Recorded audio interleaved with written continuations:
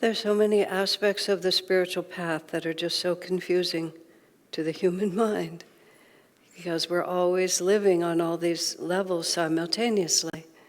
And even when the masters come into this world, they play the same game that we play. There's a story that Swami Kriyananda tells about the life of Yogananda, of Master, when in Autobiography of a Yogi, Yogananda talks about the time that his own father met Sri Yukteswar, and Sri Yukteswar told Yogananda's father that his son, Yogananda, was behaving very badly and that there were many things to be concerned about. And when his father came to him, Yogananda himself knew that his guru had vastly exaggerated what the problem was. And as Master writes it in his autobiography, it was a sweet moment for him when he could go to Sri Yukteswar and actually be right instead of being wrong. And Sri Yukteswar apologized for exaggerating the errors, exaggerating Yogananda's foibles. So that's a little vignette. It's just presented in Autobiography of a Yogi. It just stands by itself. Later on, when Swami Kriyananda was living with Master, Master explained to him what the issue was. Now, the issue was that there was a peer of Yogananda's, a fellow student, and Yogananda Master was trying to convert that man to the spiritual path. He wanted him to become a disciple. He knew he had great spiritual potential. In fact, Master recognized his fellow student as his own disciple. And so he was fulfilling his destiny, Yogananda's destiny, to take care of this soul. That man later became Swami Dhirananda. He became so dedicated to the path, he became a sannyasi. When Yogananda was in America and the work was beginning to grow, and Yogananda bought Mount Washington in Los Angeles in 1925, he sent for Dhirananda from India. Come, I'm doing a work in the West, come and help me. And then he put Dhirananda in charge of Mount Washington so that Yogananda himself could travel around the country on his spiritual campaigns looking for his disciples. Master went back and forth across the United States, visiting the major cities. He was a phenomenon as a lecturer. Thousands of people came, but Master wasn't finding thousands, he was finding individual disciples. So while Master was away doing this, Dhirananda began to think, what do I need Yogananda for? I have all this charisma, all these people like me, and I like being in the West and all of this. And he began to think about things very differently. Eventually, Dhirananda decided not to be a sannyasi anymore. He married what is lovingly called a white woman, which is like someone like me. I have to just parenthetically say here, and I am embarrassed to say this, I didn't know I was a white woman until I was about 40, and an Indian friend of mine referred to a friend of his marrying a white woman, and I said, like me, which honestly gave me a picture of race in America, because a black person in America would have known what their race was, but I never knew what mine was until I saw it by contrast. So anyway, so Dhirananda marries a white woman.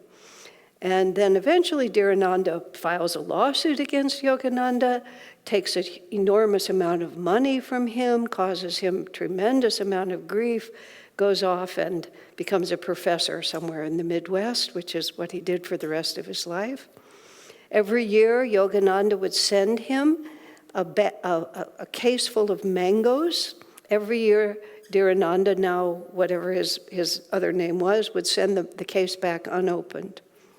Right. Yogananda said simply, he will never find God except through this instrument. And then he also said that it would only take Dhirananda 3 more lifetimes, and then he would balance the karma, and he would be freed. It's all quite a story, isn't it, the whole thing? So then we go back to this incident in Autobiography of a Yogi, and what Sri Yukteswar was upset about is that Yogananda was trying hard to convert this young man and bring him onto the path. And Sri Yukteswar was trying to protect Master from the inevitable, because Dhirananda caused an enormous amount of trouble. It basically took Mount Washington virtually to the ground. They were stone broke. That was the period of time when they had to grow tomatoes on the hillside, and it was quite something, plus the terrible publicity. But it was destiny for Master to convert him. It was destiny for all of this to happen. And in fact, Yogananda at the time said to another friend, "Oh yes, eventually he will betray me and marry a white woman." But when it actually happened, when he actually did all of that, Dhirananda did all of that, as Swami put it, Master acted as if, his best friend had betrayed him and he was utterly distraught, but he himself had predicted it. And Sri Yukteswar knew it was going to happen. The only way Swami could describe it is, if you've seen the movie once before, you just go through the story anyway, even though you know what's going to happen. You don't always say to yourself, "Oh, now he's going to do this and she's going to do that and this is what's going to happen." You just enter into the stream of it and let it happen. So this whole complicated, is it now, is it then, is it past, is it future? And then Master knowing sort of how to carry on afterwards, predicting what's going to happen later, whereas most of the rest of us can't really remember what we had for lunch yesterday. And if we don't look at our appointments, we're totally surprised when someone shows up to talk to us. It's like we're living in all these different universes at the same time. But when the masters talk to us about self-realization, when they talk to us about shifting our consciousness completely, they don't talk about this arduous effort to acquire something. We don't have to go and just sort of like check off, well, I've done 10,400 kriyas, now I've done 10,500 kriyas, now I've done, and so that means like 2 more years and then I'll be here. It just, when I first heard about the spiritual path and Yogananda had the phrase, "You have within you a portable paradise." I've shared this with you before. For some reason, that just stuck in my mind. And I decided that it would take me 5 years. Do not ask me where that number came from. I just made it up out of nothing, and it had absolutely no validity, none whatsoever. But in some way, I just did the math and came up with 5 years. Crazy, completely crazy, but somehow I guess it gave me incentive. I don't know what to say about it. But we're always sort of calculating it as if we had a clue. Because the human mind just likes to sort of be in charge and thinks that it's smart in all these ways. But what the masters tell us is not that we acquire anything, and that's where the word realization comes from. When you realize something, it was always there. It's just like, oh, we use the phrase, "Oh, I just realized I have an appointment tomorrow morning," whatever it might have been. But it wasn't like I acquired it. It's like I didn't know it, and now I know it. And they absolutely assure us that the entire process of spiritual awakening is just exactly that. I'm awakening. And now I know something that I didn't know. And when I was asleep, I didn't know it. As many of you know, I've been moving around the planet quite a bit in the last months, last year or two. And when I'm really in the midst of really moving, you come out of that sleep state, and I've learned now not to move until I can calculate where I am. How high is the bed off the floor? How close is the wall? What are the obstacles? Because otherwise, I have done some very odd things. If you try to get out of bed when it's actually a wall, it's not pleasant, let's just put it that way. But it's not like the room wasn't there when I went to sleep. It looks just the same, but I don't realize where I am and what the obstacles are. The masters always use the story of being asleep and being awake to try to tell us what it is, to come into God realization. And now, so many people, there have been so many death and return stories. I often reference them because they're so vivid in terms of showing us who we are and who we aren't. We live in this body for a whole incarnation. It starts small, it grows up to a certain point, then it begins to decline. I'm in the other end of the cycle now. You sort of get to the point where everything's getting better, and then everything gradually gets worse, or at least let's just use the word different. I can still go down onto the floor, but getting up is not pretty, And it's just like all of a sudden, the body that used to do things, like open the jar, it just would open the jar. Now it just laughs. It's just the same hand, same brain, but it's not the same anymore. Everything apparently keeps changing. But all the masters and these death and return experiences tell us that just that which is actually you has been untouched by this entire experience. It's exactly like it is the ocean and the waves. We watch all the waves rise and fall, and the tide comes in and out, but the ocean is not made into anything else by all that seeming movement, even though we can observe it, and it's calm, and it's high tide, and it's low tide, and it's storm, and it's crashing against the rocks. But it crashes against the rocks, and then it just sails out again. And you don't see any bruises, you don't see any fractured limbs. It's just all movements of energy. But we become so narrow in our awareness that the only thing we know about is the movement of the wave, and we just lose track of the fact that we're part of the ocean. So the masters tell us again and again, and Jesus was saying the same thing in his, he had to speak. All of the masters, every avatar, comes to this world with the same state of consciousness, with the same revelation. They all see the truth of reality, of existence, exactly the same. But they come into the world because of the longing. As we say in our Festival of Light, a prayer of love went up from earth and you responded. A ray of your light flashed out from the heart of infinity, burst downward through night skies of consciousness. Swami put this in such vivid terms. Burst downward through night skies of consciousness and was born on earth for the redemption of mankind in human form. A prayer of love went up from earth. The avatar doesn't sort of come randomly to impose himself on us. I'm using the male pronoun. I asked Swamiji, why is it that the avatars are always men? Because, of course, women ask me this question on a regular basis.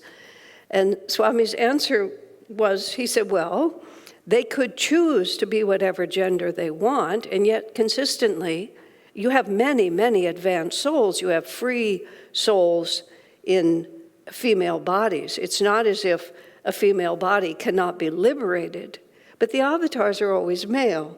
And he said, as far as I have ever been able to know, and Swami agreed, he said the avatar can choose the body. They choose the male body because it's a masculine kind of job. It's not a question of men or women. It's that to be an avatar is to come and to make everything different, to act in the world, to create a field of energy that will last for generations and generations. That's masculine work.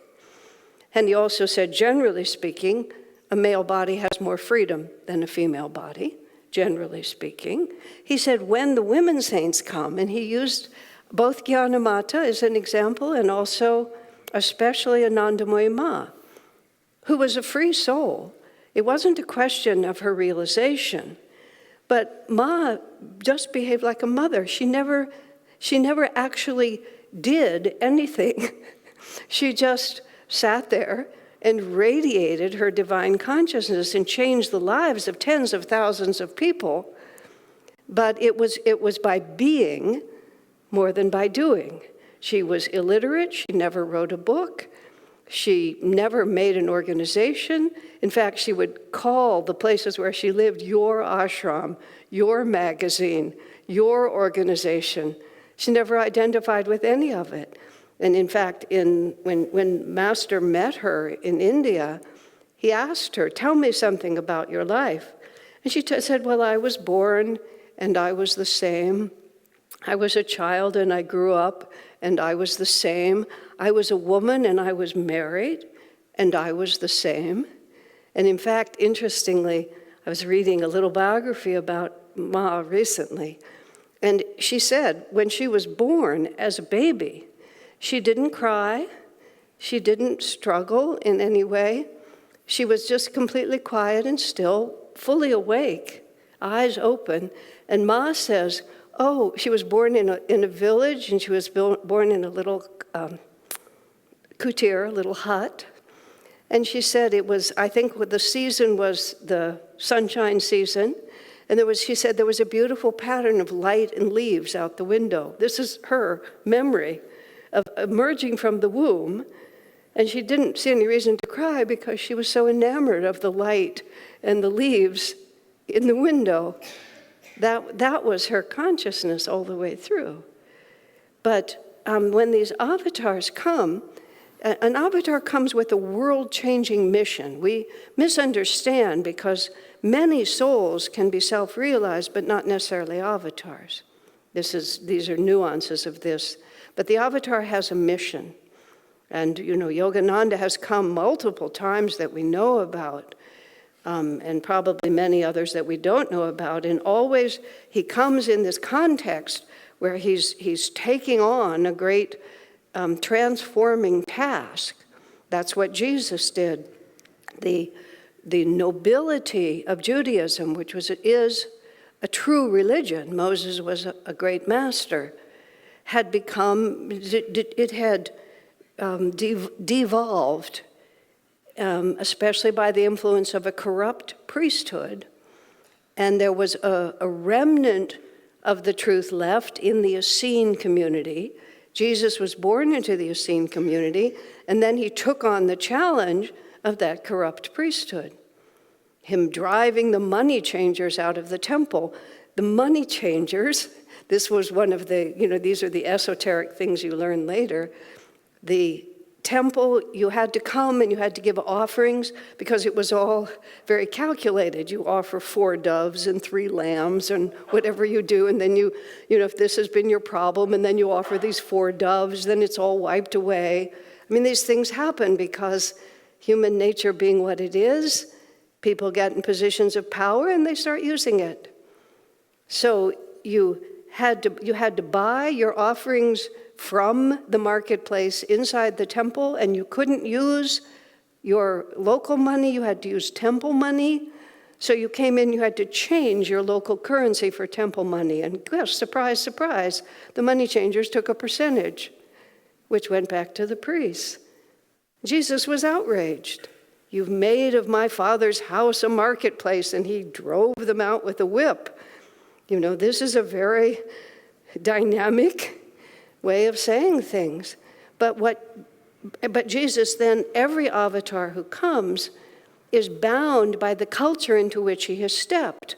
And he's also bound by the capacity of his disciples to understand what he's saying. Because that prayer of love that goes up from earth, the power of it is not how many people pray, it's the power of the prayer. This is what I was saying about Master. He crisscrossed the country, and he was setting a wave of energy in a new culture to set in the ether a storm of understanding. I mean, a vortex of understanding that would draw many people into it. But he was also looking for his disciples, just one after another. I realized that Swami Kriyananda in 1978, went back and forth across the United States twice, from California to New York and back, on what we called afterwards the Joy Tours. And he had a motorhome and a big van, and he took 12 or so people from Ananda village and went and back and forth, and went to all these different cities like this. And Swamiji afterwards calculated the success of that tour, not by the fact that we'd lost a lot of money, which we did, but by the people who came to be part of Ananda afterwards. And he named many people who became significant leaders after that, including here, David Praver was in Denver. Bildo Cicero was in Houston. Latika was in Washington, D.C.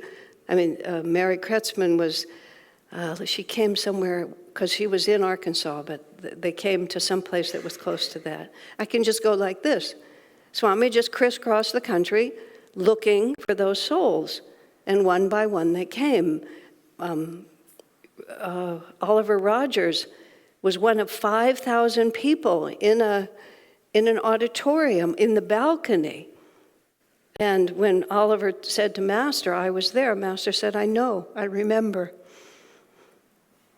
It's completely, it's completely different than what we think it is. We measure this world by the standards that don't count. Am I successful? Does everybody love me? Am I beautiful?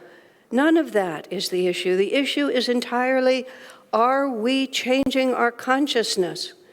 Are we just living in reaction to just one physical force pushes us this way, another pushes us that way, this pushes us this way, this is what people think, this is what's on the social media? Or are we day by day waking up, every day, where is the wall? Where is the way out? How do I move in this world so that I can actually know?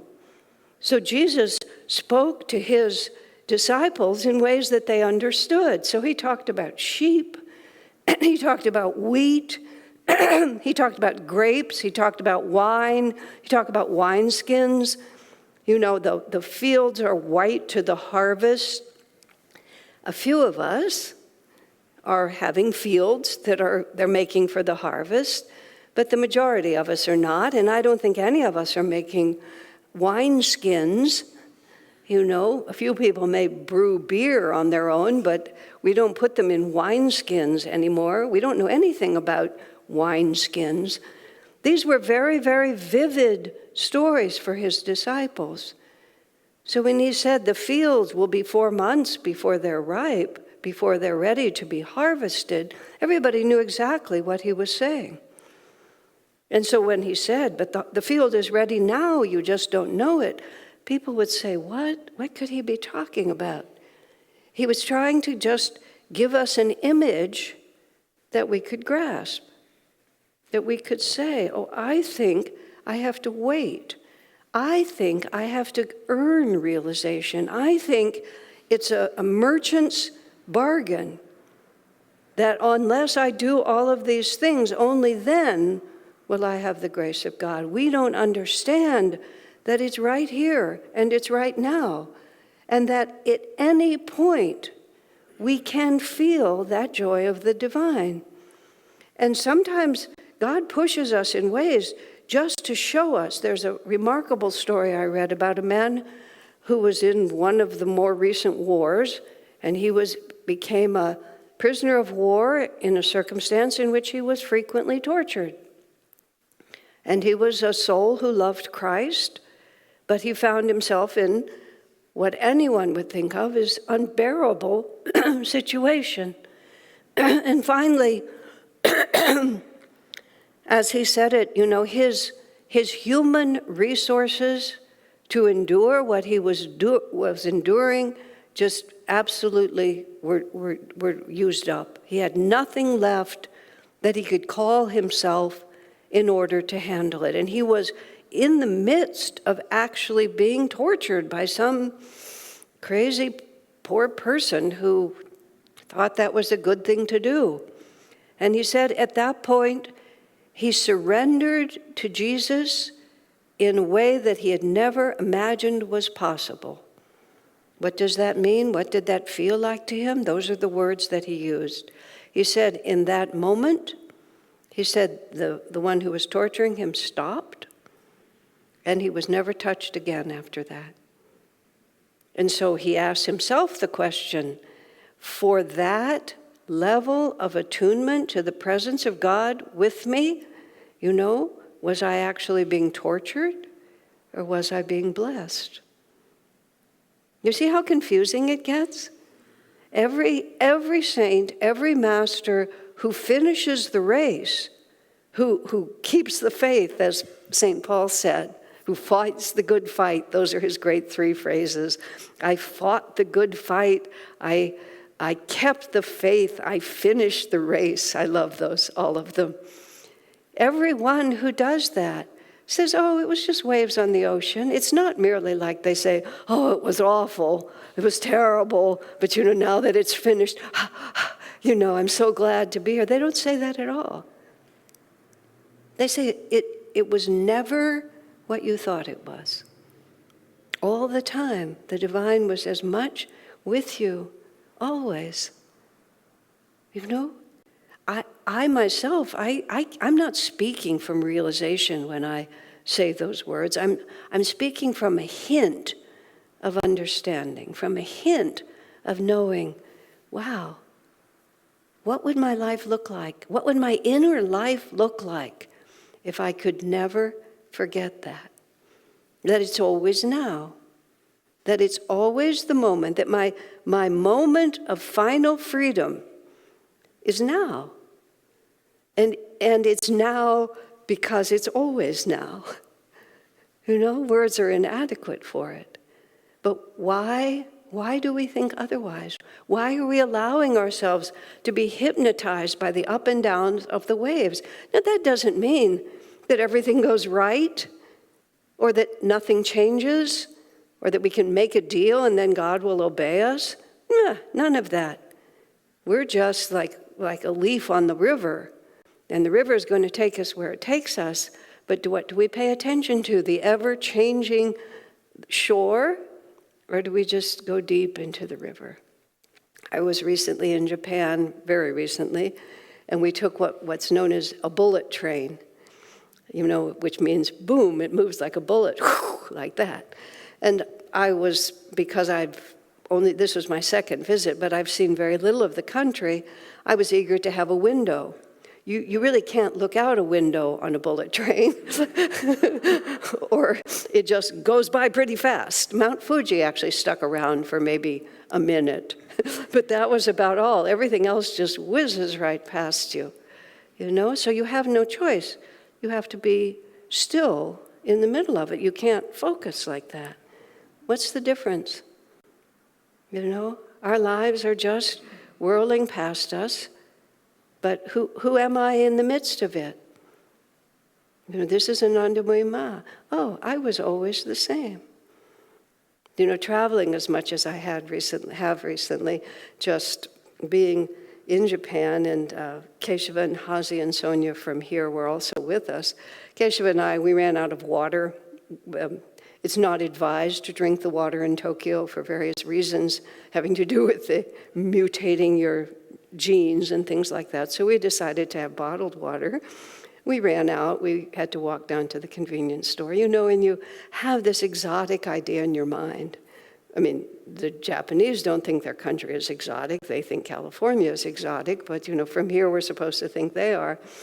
But we're just walking down the street, and there is, guess what? I was still myself. He was still himself. We just, wherever you go, what do you know? There I am. There I am in the midst of it, and I don't always mean Jesus. just me, my own consciousness. That's the choice we have.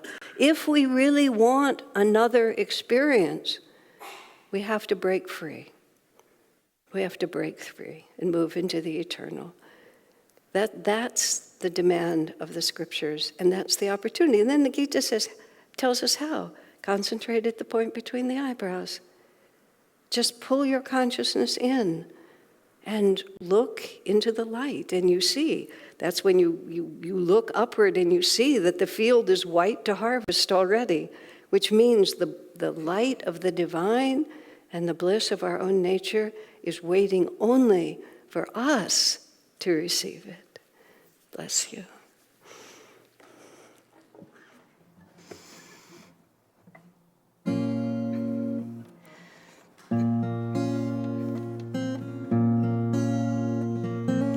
What is love?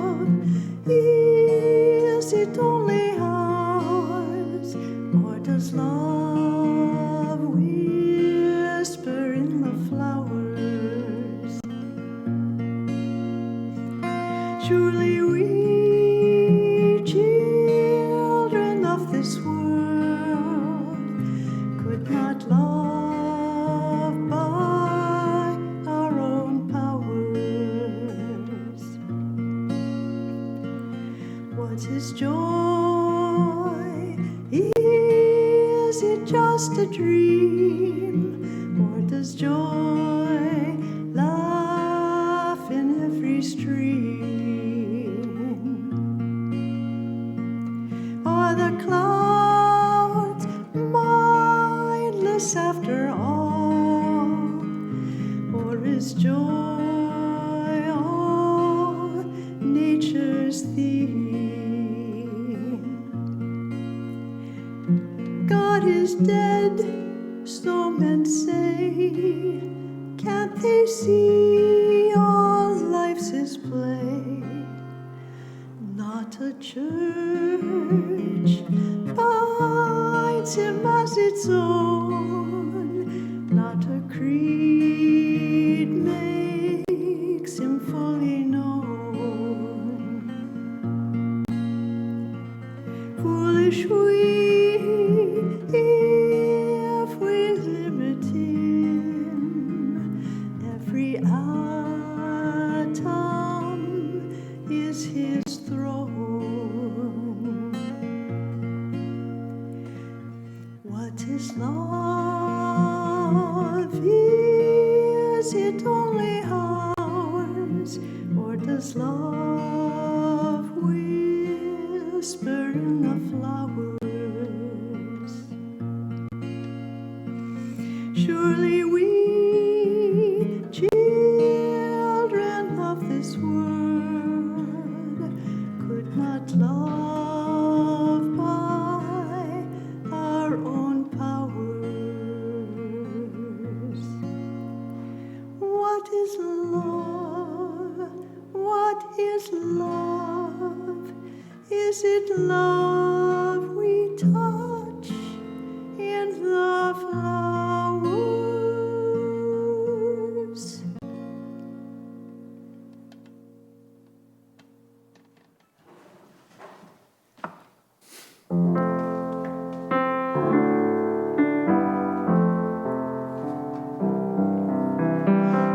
Home is a green hill, home is a wind, blowing betrayal far, far away.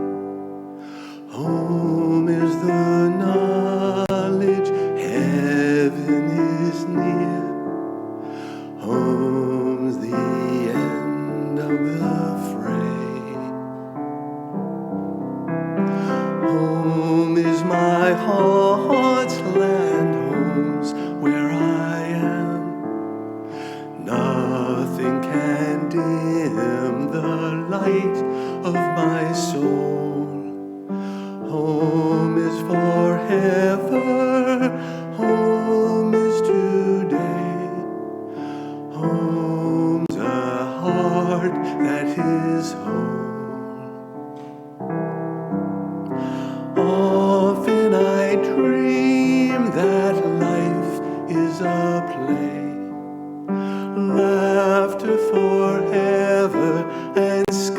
is never gray. But when I'm silent, free from all care, I discover my